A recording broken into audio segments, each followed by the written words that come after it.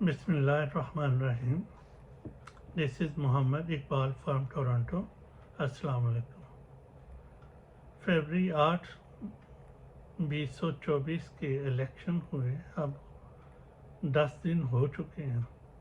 ہونا تو یہ چاہیے تھا کہ پاکستان اب حکومت سازی کی طرف بڑھ جاتا اور ہمیں پتہ چلتا کون سی پارٹی حکومت بنا رہی ہے، کون لوگ وزیر اعظم بن رہا ہے، کس پارٹی سے وزیر اعظم بن رہا ہے، کون لوگ منسٹر بن رہے ہیں، اور اس کے مطابق پاکستان آگے بڑھ جاتا. لیکن لگتا ہے کہ پاکستان روز کسی نہ کسی نئے بحران کی طرف بڑھ جاتا ہے. روز کوئی نہ کوئی ایسی خبر آ جاتی ہے اور جس سے پاکستان حکومت سازی کے عمل سے دور ہو کر کسی بحران کی طرف بڑھ جاتا ہے. پی ٹی آئی نے جو کانفرنس کی ہے اپنی، جو انٹرنیشنل میڈیا کے سامنے، انٹرنیشنل مبصرین کے سامنے اسلام آباد میں، جس میں انہوں نے اپنے تمام لوگ جو قومی اسمبلی کے وہ سمجھتے ہیں کہ وہ اور صوبائی اسمبلی کے اور قومی اسمبلی کے حلقوں سے فارم 45 کے مطابق جیتے ہوئے تھے، جو لوگ سب اپنے فارم 45 لے کے آئے تھے، انہوں نے وہاں پریزنٹیشن دی اپنی. اور جس طرح پھر سیاٹ کوٹ کی جو والدہ محترمہ ہے عثمان ڈار کی، انہوں نے تقریر کی. بہت امپریسو ایونٹ تھا اور جس کا پورے انٹرنیشنل میڈیا کو کور کیا گیا اور بڑا ایک امپیکٹ کریٹ ہوا.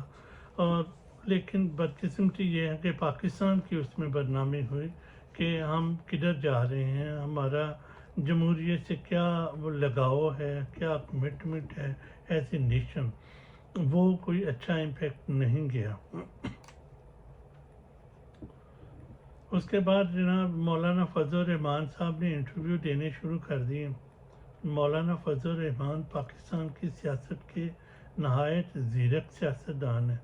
آپ کو پتہ ہے کہ کب بولنا ہوتا ہے اور کب اپنے بولنے کا فائدہ اپنے لیے اٹھانا ہوتا ہے. یہ جو پاک فوج نے عوامی مینڈیٹ پر ڈاکہ زنی کی ہے اور اس لوٹ مار سیل میں جناب فضل الرحمان کو حصہ بقدر جثہ نہیں ملا، تو آپ نے فوراً ایک انٹرویو دے کے اور جناب یہ کہہ دیا کہ عدم اعتماد کی تحریک جو ہے ہم وہ جناب باجوہ جناب فیض کے کہنے پر لے کے آئے تھے. رجیم چینج آپریشن کی ایک گواہی مولانا فضل الرحمان سے مل گئی. لیکن دوسرے دن جب حکومت نے انہیں 2 قومی اسمبلی کی ہاری ہوئی نشستیں انہیں الاٹ کر دیں اور ان کے بیٹے کے حلقے میں دوبارہ 5-6 پولنگ اسٹیشنوں میں الیکشن دوبارہ کروانے کا اعلان کیا، تو ساتھ ہی مولانا فضل الرحمان نے فرما دیا کہ جنرل فیض کا نام میں نے ایسے غلطی سے لے لیا تھا، وہ شامل نہیں تھے. اور اس کے بعد انہوں نے اس ٹاپک پر بات کرنی بند کر دی کہ ان کا مقصد حل ہو گیا، انہیں جو بھی ملنا تھا مل گیا. اس کے بعد جناب راول پنڈی کے جو ہیں وہ لیاقت چٹھا صاحب ہیں، کمشنر صاحب ہیں، وہ سامنے آتے ہیں. انہوں نے ایٹم بم پھوڑ کے رکھ دیا پاکستان کی سیاست میں. وہ سینئر بیوروکریٹ ہیں، وہ خود کہتے ہیں پریس کانفرنس میں آ کے کہتے ہیں کہ پنڈی ڈویژن کی جو 13 قومی اسمبلی کی نشستیں تھیں اور ان کے نیچے صوبائی اسمبلی کی 30 کے قریب نشستیں تھیں، ان سب کو ہم نے دانلی کر کے ہروایا، پی ٹی آئی کے لوگوں کو ہروایا اور نواز شریف کے لوگوں کو جتوایا. سارے الیکشن کی کریڈیبلٹی پر ایک سوالیہ نشان اٹھا دیا اور اس کے بعد انہوں نے گرفتاری دے دی.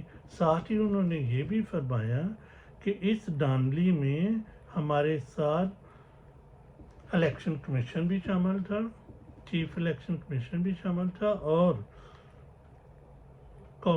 پاکستان کی سپریم کورٹ کے چیف جسٹس جناب قاضی فائز بھی شامل تھے.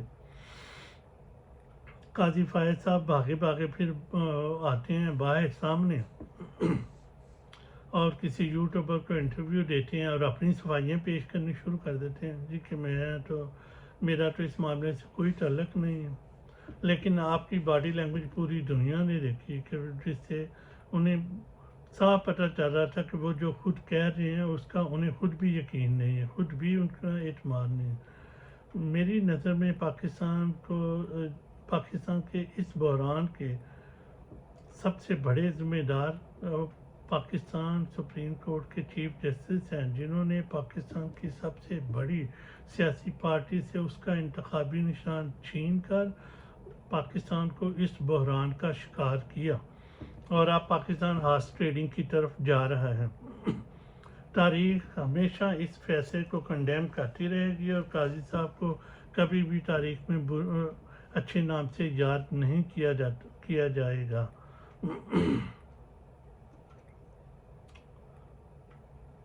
اس کے بعد جناب اختر مینگل صاحب سامنے آ جاتے ہیں۔ انہوں نے ابھی تازہ خبر آئی ہے، اختر مینگل صاحب نے تو ڈائریکٹ ہی الزام لگا دیے ہیں کہ بلوچستان میں جو الیکشن میں دھاندلی ہوئی ہے اس کے ذمہ دار ان کے علاقے کے کور کمانڈرز ہیں۔ اب یہ ایک بہت سنگین الزام ہے، پاکستانی فوج کو اس کا نوٹس لینا چاہیے اور اس کی جواب دینا چاہیے، اور سپریم کورٹ پاکستان کو بھی اس کا نوٹس لے کے اور اختر مینگل صاحب کو بھی بلانا چاہیے اور متعلقہ کور کمانڈر کو بھی بتانا چاہیے، اور ایک پراپر جوڈیشل انکوائری ہو، اور اگر اس میں جو کوئی مجرم ثابت ہو ان کو کراس سزا دی جائے۔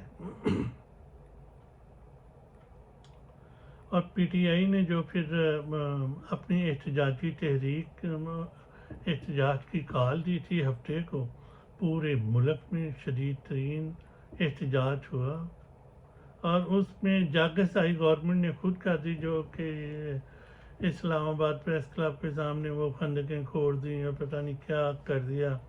پورے انٹرنیشنل میڈیا نے اس کا نوٹس لیا، اس کو دکھا رہے ہیں، جو کینیڈین پریس بھی دکھا رہی ہے اور پوری دنیا کا میڈیا دکھا۔ پاکستان کو ایک جگ سائی کا ایک پاکستان کی فوج نے، پاکستان کے الیکشن کمیشن نے، پاکستان کے سپریم کورٹ کے چیف جسٹس نے پوری دنیا میں پاکستان کو ایک تماشا بنا کر رکھ دیا۔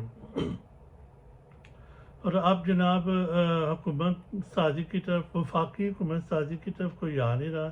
پی ٹی آئی نے پہلے ہی اناؤنس کر دیا کہ ہم تو بیٹھیں گے اپوزیشن میں، آپ بناؤ آپ حکومت، اور نواز شریف کو اس کے ساتھی اب مشورہ دے رہے ہیں کہ جناب آپ وفاقی حکومت نہ لیں، صرف پنجاب کی حکومت لے لیں،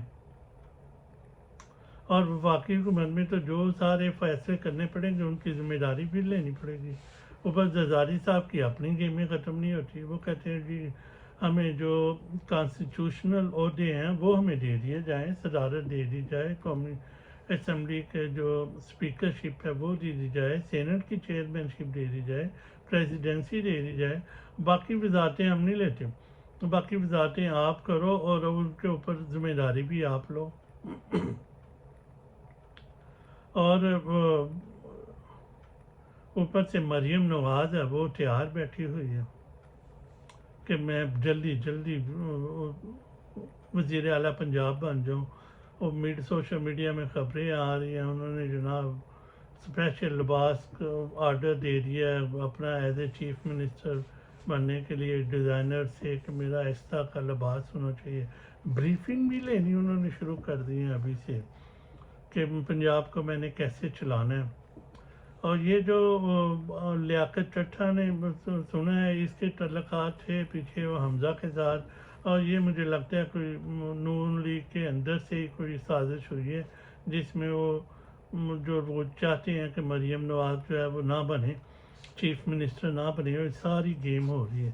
اب سب لوگ اپنی گیمنگ کر رہے ہیں۔ مریم کو وزارت اعلیٰ چاہیے، شہباز شریف اپنی شیروانی تیار کر کے بیٹھے ہیں کہ وہ وزیر اعظم بن جائے، مولانا فضل الرحمان کو اپنا حصہ چاہیے، جناب آرمی چیف عاصم منیر کو اگلی ایکسٹینشن چاہیے کہ اگلی ایک ٹرم کی مجھے ایکسٹینشن ہے۔ پاکستان کی کسی کو کوئی فکر نہیں ہے، 25 کروڑ کا ملک ہے یہ، اور اس کی کسی کو فکر نہیں ہے، اور ملک ہر لمحے، ہر آنے والے دن کے ساتھ ایک نئے بحران کا شکار ہو رہا ہے۔ اور اگر ہوش کے ناخن نہ لیے تو ملک کسی حادثے کا شکار ہو سکتا ہے۔